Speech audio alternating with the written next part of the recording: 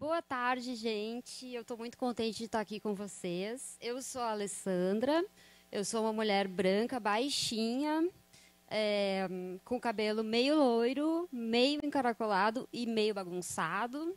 Eu estou vestida com uma blusa meio branca, uma calça preta e um tênis amarelo.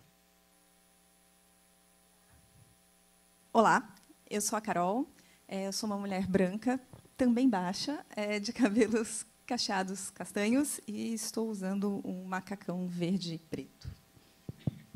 Oi, gente, eu sou a Ana. Eu sou uma mulher alta, né? Eu sou uma mulher branca, tenho cabelos pretos e lisos, eu estou usando uma blusa preta, uma calça mostarda e uma bota preta. Muito bem, e como vocês já sabem, né, que o Pedro já falou, nós fomos sócios de uma consultoria de UX chamada Saiba Mais, que durou de 2010 a 2020, mas a gente começou na área antes, pelo menos uns 10 anos antes, né? Então a gente tem muito tempo de trabalho em UX, né? Então nós somos assim, tipo, relíquias da UX no Brasil, né? Então assim, temos uma plateia de jovens, mas aí no meio também tem umas relíquias que a gente já encontrou, né? Nossos colegas. E a ideia deste painel surgiu... Gente, eu estou me sentindo muito Hebe Camargo, tenho até as fichinhas. Eu vou entrevistá-las hoje. A ideia deste painel surgiu porque a memória da UX no Brasil é meio esquecida, né? Esses dias eu li um comentário da Ana no LinkedIn e eu falei, peraí, gente. Conta, Ana. Então, o post original, o autor do post vai me perdoar porque eu não lembro quem foi, mas era alguma coisa relacionada ao Assure, ou Axure, né, a ferramenta. E aí começaram alguns comentários sobre o tempo, né, quanto tempo a gente está na área e tal. E eu fiz um comentário lembrando que eu já entrevistei em mais de uma ocasião pessoas que dizem, entrevista de emprego aí no caso, né, quando tenho vagas e tal. E a pessoa diz assim, quando eu terminei a faculdade, o campo de UX, ele não existia muito bem no Brasil, foi em 2018. Obrigada pelo riso, Edu. Em 2018, a gente fez a primeira venda do Saiba Mais, né? Então, eu falei assim que eu acho curioso, né? E aí a gente começou a discutir que também tem uma coisa tem um lado do nosso próprio trabalho de contar essa história. Acho que a gente conta, no fim, a gente conta mal essa história, né? Mas começou bem antes, gente. A Carol está aqui. Ontem a gente estava lembrando no jantar, né? Que a Carol e o Guilherme eles fizeram o primeiro evento brasileiro, né, o Encontro Brasileiro de Arquitetura de Informação, em 2007. 2007. Então, temos algum tempo aí nessa história. Sim, se a gente for pensar, a nossa área começou no Brasil há mais ou menos 25 anos. Né? Mais ou menos a primeira lista... lista de e-mail, gente. Naquela época, a gente aprendia coisas por lista de e-mail. Então, a primeira lista de e-mail sobre arquitetura de informação, né? Eu entrei nessa lista, acho que foi no ano 2000, 2001. Então, foi por aí, né? Bom, então... Então, a gente pensou, vamos para a UX Conf contar essa história direito, porque tem tudo a ver com o tema deste ano, né? Ao longo destes anos todos, muita coisa mudou, a começar pelo nome da área, né? Então, não se chamava UX, já se chamou várias coisas. A gente já debateu muito como é que é o nome disso aqui, o que fazemos afinal. Mas, no meio de tanta mudança, muita coisa permaneceu, inclusive nós aqui, né? E alguns de vocês, relíquias que estão aí na plateia. Então, o que mudou, né? E o que permanece importante? A gente pode afirmar que o cenário hoje é completamente diferente de quando a Saiba Mais surgiu, em 2010. Para começar, né, rolou, a colega aqui, a Lúcia já falou hoje, né, rolou uma especialização. Na prática, eu não sei nem se eu posso me chamar de UXer ainda, porque eu sou pesquisadora, né, sou researcher. Na Saiba Mais, a gente contratava pessoas para fazer... UX e pesquisa, né? Então as pessoas moderavam entrevista e faziam o wireframe. E hoje em dia quem é que faz o wireframe? Né? Ninguém mais faz o wireframe porque a figura do UX designer deu lugar ao product designer, né? Ou como eu fui informada hoje na palestra da Lúcia, já virou em interface designer. que vai, né? Então não tem mais wireframe, a galera vai direto para a camada visual, na maioria das vezes com o suporte do design system. E nisso nosso querido Axure ou Ashuri, né, ficou pelo caminho e somos uma legião de saudosos. Cada vez que a gente fala no LinkedIn sobre o Axure, tem um monte de comentários dizendo: "Ai, que saudade dos painéis dinâmicos do Axure", né?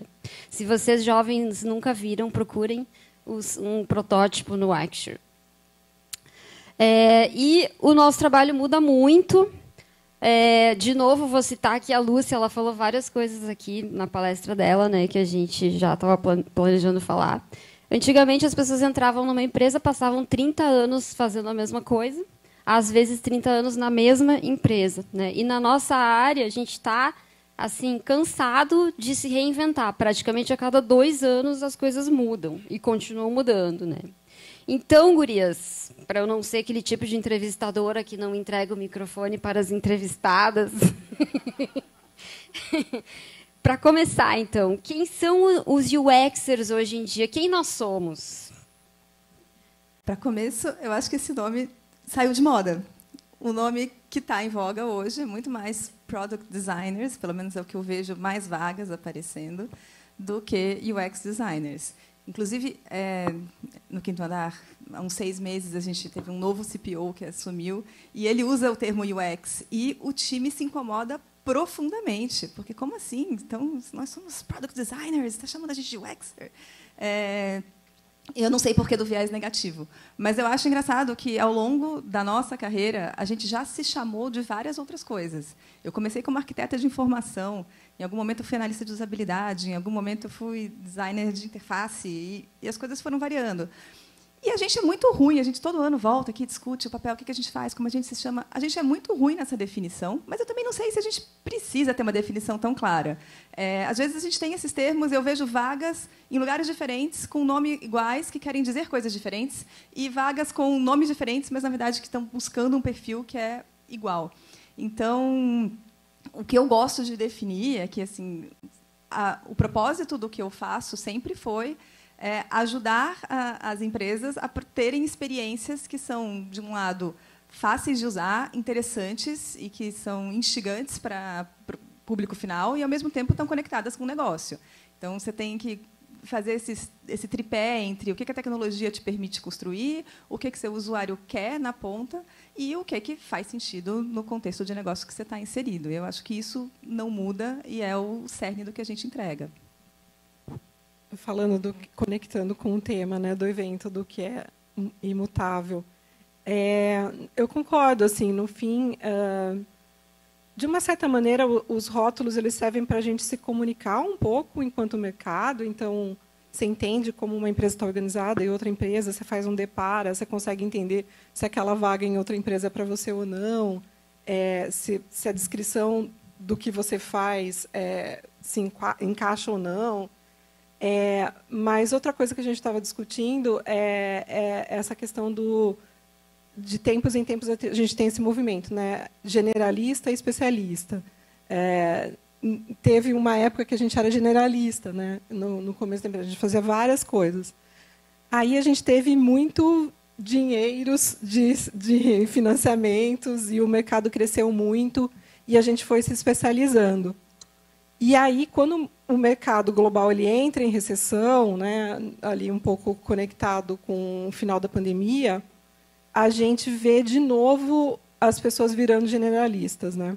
Então, hoje você vê o researcher um pouco preocupado com o futuro do emprego dele, o content designer ou o UX-writer, depende do lugar onde você trabalha, deve ter alguns aqui, preocupado com o futuro, o impacto de AI no trabalho dele, vendo isso ser absorvido. Eu vi um movimento de alguns contents migrando para product designer, né?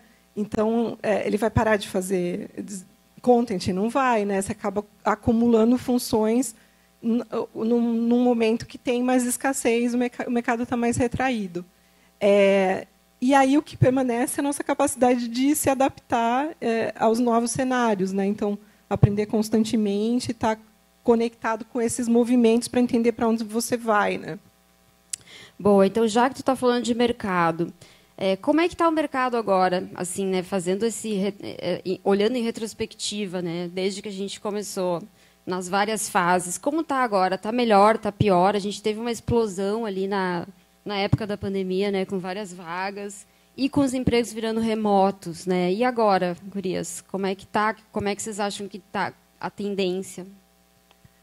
Assim, depende da comparação um pouco, né? Acho que está melhor do que aquele final da pandemia, onde a gente abriu o LinkedIn e chorava, porque era só post, né, de pessoas desempregadas e tal. Realmente teve muitas ondas de demissão. Acho que a gente se recuperou um pouco, mas não voltou àquele momento de explosão, né? A gente vê que as vagas realmente têm um movimento esse ano melhor do que o ano passado, por exemplo, mais movimentações, mais vagas, pelo menos onde eu estou, assim, eu vejo mais vagas novas, né?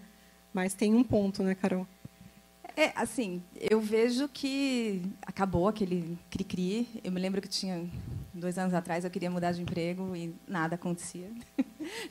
E depois, 6 meses depois, começou a pingar convite no LinkedIn. Eu vejo que o mercado hoje está mais aquecido do que ele estava recentemente, mas para vagas mais sêniores. Vaga júnior, muito difícil. E eu acho que esse é um problema que tende a se agravar ainda mais com as novas ferramentas e as novas tecnologias. Eu não quero que todo mundo saia daqui e chore, mas a gente tem que pensar o que a gente pode fazer mais ativamente. A gente vai ter várias tarefas de aprendizado que estão sendo substituídas por automações, e a gente acaba precisando trazer pessoas que já tenham um repertório muito maior. E, até abrindo um parênteses e fazendo um jabá, temos vagas, mas temos vagas para perfis bem sêniores no 5º andar. Quem quiser conversar depois, estou aqui. Mas esse é um problema que a gente vai ter que pensar, porque se a gente não tem a vaga para júnior, quem vai treinar as novas pessoas e como que a gente vai ter pessoas no mercado daqui a 5, daqui a 10 anos? Não sei, isso vai ser um problema na nossa área, isso vai ser um problema em várias outras áreas. Então, a gente tem que tomar muito cuidado. E aí tem um outro ponto que eu já vou adiantar, minha visão polêmica, mas que, para além do efeito da AI no mercado de trabalho, a gente tem todo o efeito do trabalho remoto, nessa questão da gente aprender e treinar. As meninas brincam que eu sou hater do trabalho remoto. Não é verdade. Hater. Eu sinto saudade de ir lá, de ver as pessoas, de marcar um happy hour, de sair para almoçar. Eu acho que essa convivência no dia a dia é uma coisa muito rica e proporciona muito aprendizado. Eu acho que se você está começando na sua carreira, você sentar do lado de alguém, você participar das discussões, você meio que aprende um pouco por osmose também. E a gente em casa, uma vez que você já sabe o que você tem que fazer, já está treinado, você vai lá e entrega, mas você fica muito desconectado de tudo. Então, a gente está criando mais e mais barreiras para que as pessoas possam entrar no mercado e possam se desenvolver de uma maneira mais rápida. Sim, só um pouquinho. Ela disse que não é hater do trabalho remoto, mas só falou mal, né? Ela não falou das coisas boas, né? Vamos ver. Eu, como sou lover do trabalho remoto, né? Porque eu gosto de morar na praia e não em São Paulo.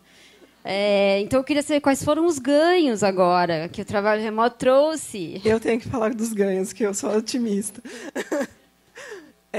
Eu acho que, sem dúvida, assim, todo mundo que está aqui consegue, que trabalha remotamente, né, que tem essa possibilidade, consegue trabalhar com pessoas do Brasil inteiro, né? Então, a troca...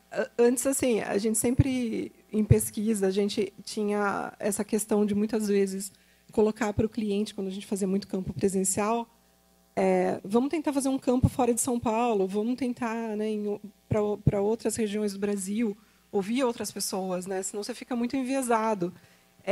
Por exemplo, isso é muito legal hoje em dia, você faz pesquisa remota, fala com pessoas do Brasil inteiro. E no nosso trabalho também, né, você tem uma riqueza cultural, uma diversidade, uma perspectiva. Outro ponto que eu acho bem legal também, que as pessoas discutem, muitas vezes você tem a possibilidade de impacto que aquela pessoa que trabalha numa cidade pequenininha, fora do eixo Rio-São Paulo, de um salário que do eixo Rio-São Paulo, o impacto econômico que ela tem, né? No entorno dela, podendo ganhar mais, fora a qualidade de vida, o ganho mesmo que ela vai ter ao longo da vida dela. Então, essa questão da diversidade cultural e como isso impacta o trabalho que a gente faz, eu acho que é muito legal. Mas eu concordo com a Carol que algumas trocas presenciais são muito ricas e que as empresas devem abrir essa possibilidade. Aí elas podem pagar para as pessoas se deslocarem. Sim. Boa.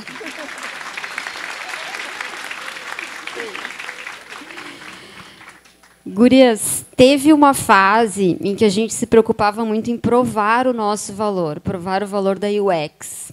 A gente tinha que ter voz nas mesas decisórias, a gente tinha que mostrar impacto. Isso foi uma questão muito forte em determinado momento, porque a gente se virava para tentar, como é que eu vou provar o impacto do meu trabalho?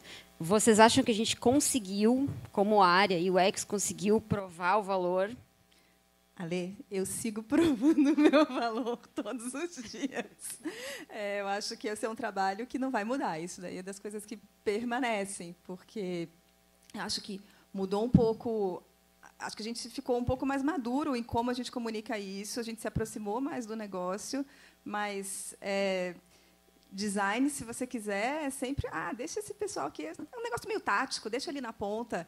Então, assim, a gente precisa lembrar que a gente existe, precisa falar a linguagem certa, precisa se aproximar do negócio o tempo todo.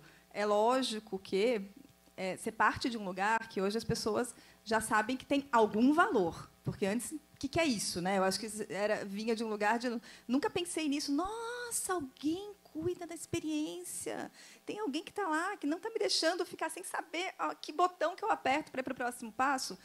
Esse momento eureka passou, mas entre você ser a pessoa que recebe um monte de pedido, de uma lista de tarefas e executa, e você participar das discussões, a gente tem que se provar o tempo inteiro e continuo vendo isso como uma tarefa que a gente vai fazer para sempre. Eu acho que uma coisa que melhorou, porque a gente falava assim, tanto o designer precisa entender de negócio. Pelo menos na minha bolha ali particular, eu acho que essa fase passou. Assim, acho que a gente consegue falar de negócio. Agora, ser ouvido é outra questão, né? Tipo, estar na mesa, né? Mas realmente a gente tem que se provar, continua tendo que se provar, né? E é no dia a dia, muito trabalho a trabalho, iniciativa a iniciativa. Mas, ao mesmo tempo, eu acho que essa é uma questão do trabalho, do jeito que a gente trabalha hoje, talvez não específica de design, talvez outros times também. Outros times acho que têm algumas vantagens de terem métricas, por exemplo, a área de negócio. Ela tem um monte de métrica e isso o pessoal de negócio entende claramente o que é aquilo e o retorno que aquilo dá. Talvez a gente ainda tenha uns passos para caminhar para as nossas métricas também serem levadas em consideração, né? Bom, então a gente está, né, quase se aproximando do final ali. Eu guardei a pergunta mais polêmica, né? A pergunta de milhões, a pergunta que todos querem saber, né? Como a inteligência artificial vai impactar a área de design e pesquisa de UX? Eu sei que não é uma pergunta fácil, né? Não tem uma resposta pronta, assim. Carol sabe a resposta. Carol sabe. Vai, Carol. Tem um plano. Não sabemos. Tenho medo. Tenho medo, vejo vários aspectos positivos, assim como tenho receio de várias consequências. A gente já falou da primeira, que a gente está dificultando a entrada de novas pessoas no mercado de trabalho. Mas eu acho que é uma tecnologia muito nova. Quando a Ale estava falando no início de como a gente fazia arquitetura de informação, wireframes no Azure, e, de repente, por conta do Figma e Design System e tudo mais, a ferramenta impactou muito a forma como a gente trabalha.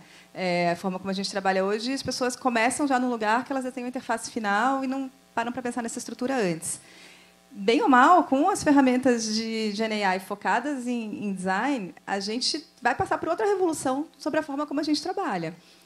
Eu acho que ela vai trazer alguns aspectos muito legais e muito positivos. Acho que a gente acaba tendo uma velocidade de experimentação muito grande, a gente acaba conseguindo testar ideias meio mirabolantes e muito realistas com muito pouco esforço. Mas, por outro lado, ela também vai tirar nossa habilidade de fazer algumas coisas. É tipo uma musculatura, né? Se você para de pensar sobre alguns fatos, você para de desenvolver aquilo. Então, eu tenho muito medo que as pessoas, volta e meia, usam essas ferramentas como muleta. E eu estava ouvindo recentemente um podcast com um líder de insights no Figma, e ele falou que, numa pesquisa que ele fez, ele identificou que a grande maioria das iniciativas de uso de GenAI nas empresas tem o foco de fazer com que as pessoas usem GenAI. O foco não é aumentar a produtividade, assim, o foco é usem GenAI. E eu acho que isso vem de um lugar que a gente tem uma crença que a tecnologia vai mudar o mundo, e é uma coisa quase religiosa o quanto a gente enxerga de salvação na AI para o mundo. Que, na verdade, eu estou vendo mais para o lado contrário, né? A gente está enriquecendo mais bilionários, acabando com a água e ainda... Eu acho que a gente tem um papel de como a gente chama isso de volta para cá e como a gente faz as pessoas prestarem atenção no que a gente quer. Eu quero que a AI automatize minhas tarefas automáticas, repetitivas, que eu não quero fazer. Eu não quero que ela automatize meu raciocínio. Eu não quero substituir minhas pesquisas e minha conversa olho no olho com o usuário por um usuário sintético. Até pode ter seu lugar, mas não é esse o uso que eu quero fazer. Então, a gente pensar... Eu acho que a gente tem que usar, tem que conhecer. Não adianta a gente lutar contra, mas, poxa, com pensamento crítico, né? Sim, eu penso muito nessa linha também, de usar essa tecnologia ao nosso favor. O nosso superpoder, né, de designer, ele é tangibilizar a experiência, né? A gente conecta o conhecimento que a gente tem de vários lugares, o conhecimento que a gente tem do nosso usuário, o conhecimento de dados quanti e quali, o conhecimento do negócio, e a gente tem essa habilidade de colocar no papel, na tela. A AI ela pode ajudar esse processo. Provavelmente a gente vai escrever prompts melhores do que outras disciplinas, né, que trabalham em tecnologia. E mesmo que outras disciplinas também consigam gerar uma interface, nunca vai ser um trabalho final. A gente vai sempre estar aprimorando. Então, como que a gente usa isso a nosso favor para a gente ir iterando, né, esse processo de iteração com o nosso cliente final, olhando, conversando, enfim, e entrega um produto melhor, mas que realmente faz sentido, né? A gente está pensando nesse processo e usando a AI a nosso favor, para acelerar esse processo e não como substituição do pensamento, principalmente do pensamento crítico. Muito bem. Então, assim, por fim, né, nós temos ali 2 minutos. Qual é a mensagem final, pensando assim, no que vai permanecer, então? O que permanece? Eu acho que a mensagem que eu queria passar é essa, de não percam esse superpoder de tangibilizar, de mostrar para as pessoas como uma ideia abstrata, você coloca isso, né? E acho que a questão da adaptabilidade, existe essa palavra? Ser adaptável ao longo do tempo vai ajudar você a navegar melhor nesse mercado que vai mudar muito. Como a Ale disse...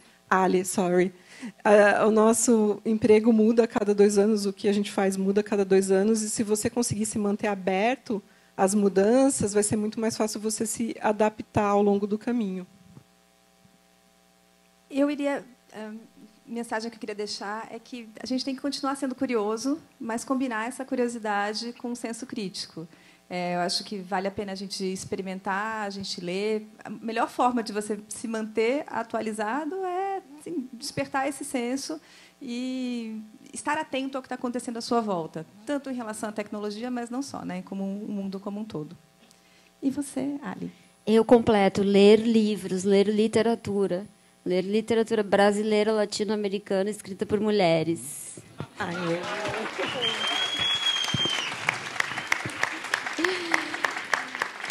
Obrigada, gurias. É maravilhoso, muito emocionante estar aqui junto com vocês de novo. A gente se ama, a gente se adora. E obrigada, galera. Valeu. Graças. Obrigada, gente. Obrigada. Muito bom, muito bom.